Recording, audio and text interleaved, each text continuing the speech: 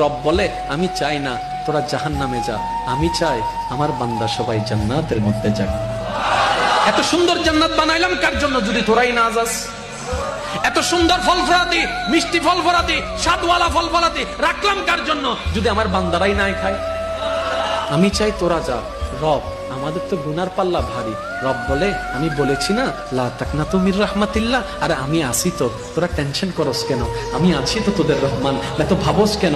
আমি আছি তো তোদের গফফার, তোরা এত চিন্তা করিস কেন? রবকে বললাম ইয়া রব্বে করিম, আমাদের হায়াত তো 40, 50, 60 বছর, এর ভিতরে গুনার পাল্লাটা বেশি, সওয়াবের পাল্লাটা কম। ইয়া রব্বে করিম, তোমার আগের যুগের বান্দারা 700 বছর ইবাদত করেছে, 500 বছর ইবাদত করেছে, 400 বছর ইবাদত করেছে, 300 বছর ইবাদত করেছে, তাদের সাথে আমরা প্রতিদ্বন্দ্বী করে তো টিকতেও পারবো না। কোথায় 400 বছরের ইবাদতি আর কোথায় 50 বছরের ইবাদতি? এই 50 বছরের মধ্যে তো 30 বছরের ইবাদত খুঁজে পাওয়া ভালো করে যাবে না। রব্বে করিম, আমরা তো আটকাই যাচ্ছি।